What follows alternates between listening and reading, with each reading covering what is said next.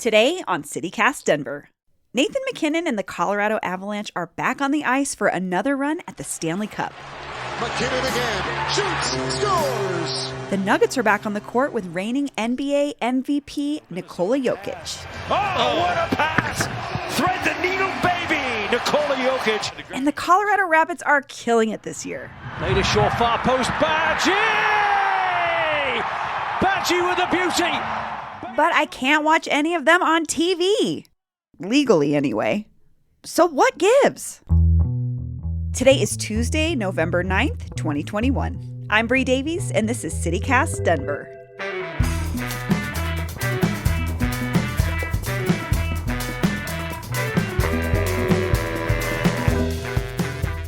Congratulations, Bree. I haven't seen you since Since I had a baby 5 months ago.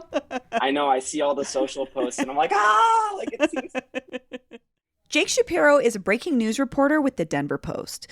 But he's also covered the Rockies and the Rapids, and to me, he's the authority on Denver sports. So anytime I've got a sports question, Jake's my first call.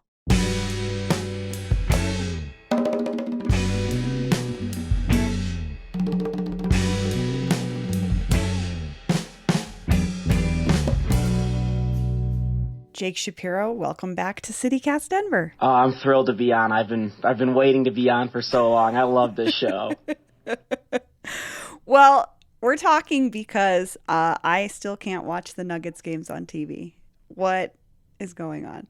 Well, I feel like a pirate, and I've been a pirate for several years now at this point, and largely the Denver fan base as a whole has been, because you want to watch the Nuggets. The Nuggets are a very popular team. The Avalanche are also one of the best teams in their respective sport, and so are the Colorado Rapids. All three of them are broadcasted on Altitude Sports, which is currently in a contract dispute with Comcast.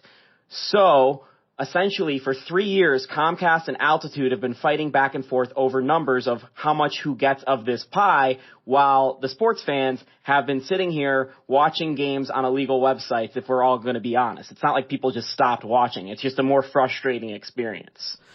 Yes, I am 100% with you in that I am in the pirate category, where I may be getting my games streamed somehow, but it's not from Altitude because that's not an option.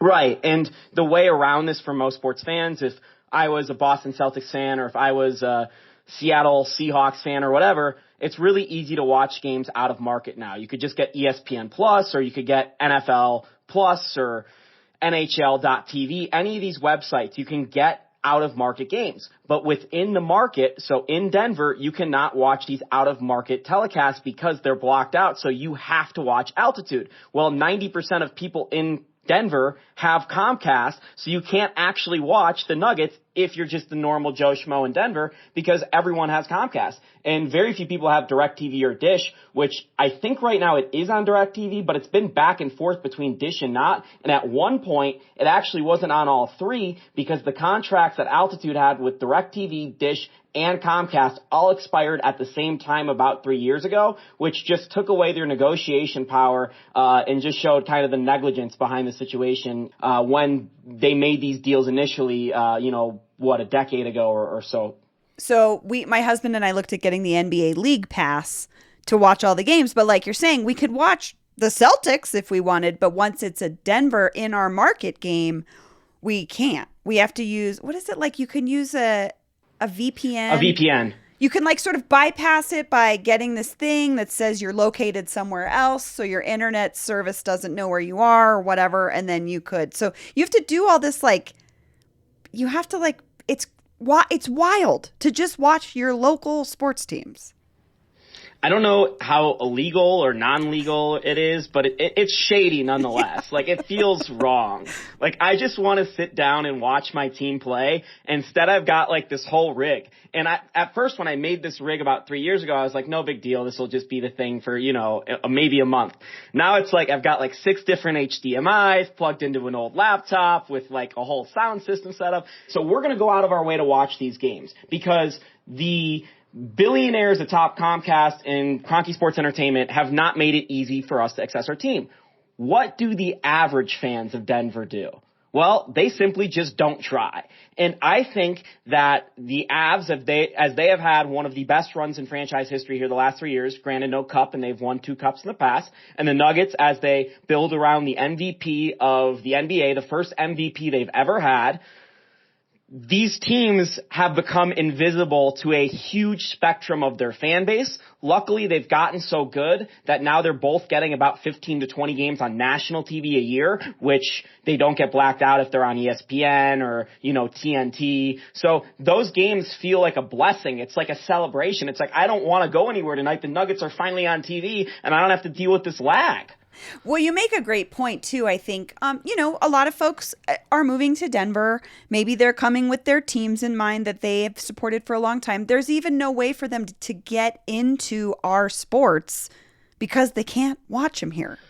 And, it's different when, Bree, you and I know this town is an event town. We Broncos are the event. The Rockies, when they're good, they're an event. The Avs, when they're good, they're an event. But the last year, it's not been particularly easy to view sports in person. In fact, it was impossible at one point. So there was no event. Like, how is you, as an average NBA fan, going to go watch the Nuggets? You can't watch them on TV. There's no people in attendance because of COVID. The only real option is a sports bar, but do you feel comfortable going into a sports bar right now with COVID? I don't know. That's up for you to decide. So there's like this sketchy of, do I really want to go to these sporting events? Right. But I can't even watch my team at home. This episode is brought to you by Choir League. Choir League presents Sing and Shout, an unforgettable afternoon celebrating the powerful legacy of African American spirituals, the foundation of all American music. On Sunday, May 4th at 3:30 p.m., join Lonnie Norwood, gospel singer and teacher from the South Side of Chicago, for a workshop and performance with Choir League. Lonnie will guide folks through this powerful American art form, where it came from, and how it informed American music that came after it.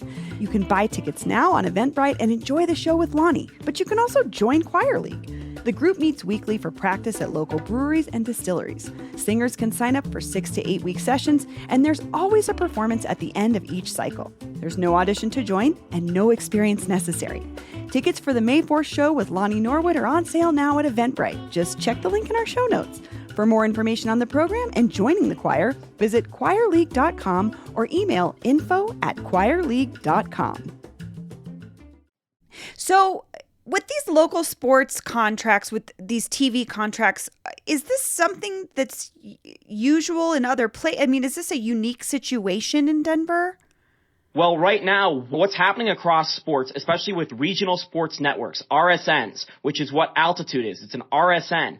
There is a huge shift in these RSNs because people are going away from watching TV sports to streaming sports, meaning the product is becoming less valuable. So you have some of the biggest teams in sports, the New York market, the LA market, the Houston market. This is happening too. So Denver's not alone in this, but Denver's blackout has become particularly notable because their RSN is completely owned by Kroenke Sports Entertainment, and the teams are completely owned by Kroenke Sports Entertainment, and they're going head to head with Comcast, and Comcast owns the other RSN in town. I was going to say, that's what I wanted to ask you too, is Stan Kroenke owns the Nuggets, the Avalanche, and Altitude. So it seems so dirty. Right, and you're sitting here going, just skirt around it, stream the games. Like, why can't you stream the games? But it's a bunch of problems with the bureaucratic nature of the NBA and devaluing the deals, and the NHL and devaluing the deals. So there's a bunch of red tape around this where everyone at home, the Denverite, is just being completely screwed out of this situation. And the latest came from Adam Silver, the NBA commissioner, who's like, we're aware of the situation. We're working to rectify it. Well, it's been 3 years. And the only hope we have is that KSE and Stan Kroenke has taken Comcast to court. And there's a huge legal battle being played out right now over antitrust laws and all this other stuff. But it's been, 3 years since this lawsuit began, and these lawsuits take a long time. And then ultimately, I feel bad as a media member for the people that work at Altitude. Some of our colleagues have either lost their jobs or have had their jobs completely devalued or have lost hours. And, I don't know how Altitude is still on TV, to be honest with you. I mean, it's funded by Stan Kroenke. It could go on forever. He has $8 billion of net worth, but just what's going on in that network is that network's taking massive losses. That is so wild. I didn't think about that aspect. Jake, is there any end in sight for this? I don't see a end in sight until this lawsuit is figured out. I think Comcast and Altitude are, at the point where they're like, it's the lawsuit or nothing. So it's really tough for these three teams. And I don't know that there's an end in sight for the Denver TV consumer besides switching to Dish or DirecTV, which who wants to do that? That's a massive, massive hassle. It's probably costly too. I've not even looked into it because it seems like an option that's not there on the table for, the average person. And then you're basically in the situation where the temporary Band-Aid, and it has been for 3 years, is you're looking on Reddit to see where the streams are. And I'm not advocating for that. I don't think people should be doing illegal things, but man, I want to watch my teams. And, last night I was trying to do this with, the Buffs. So I was at a house that had DirecTV that made the switch because they wanted to watch Nuggets and Avs. Well, Pac-12 Network is not on DirecTV. So I had to find a stream for the Buffs game, could not find a stream for the Buffs game. So I'm sitting here in 2021, and I love, listen to the radio as, podcast radio guy. But I'm sitting there listening to the Buffs on the radio. I'm spending my Saturday with my phone radio up to my ear in the middle of the house, and everyone's looking at me like a loon. And I'm like, I can't win. I go one place, I can't see these teams. I go another place, and it's the same dispute, but with a different network and a different television provider. Well, Jake, thank you so much for joining me today and explaining this total mess. Yeah, and thank you for having me. And one thing I would just stress is the biggest loser here is not the billionaires fighting over their small part of the pie, but it's the people like you and I, and maybe even the people that don't have as much of an interest in it as you and I that could be interested. Potential fans.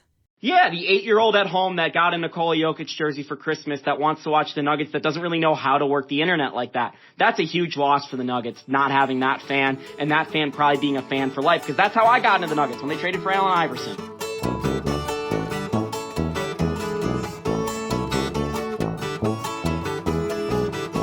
And here's what else is happening in Denver today.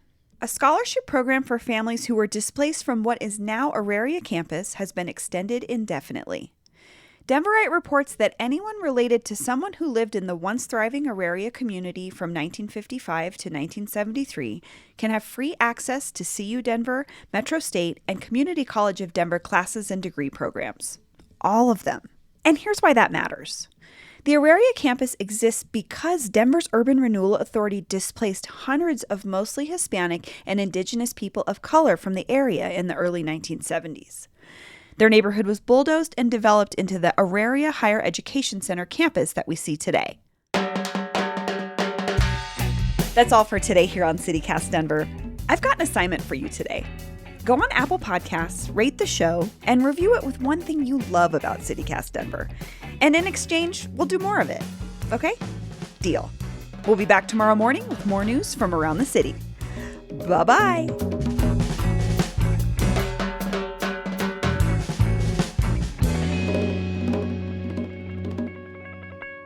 Excuse me, Mr. Comcast? I can't get my sports programs.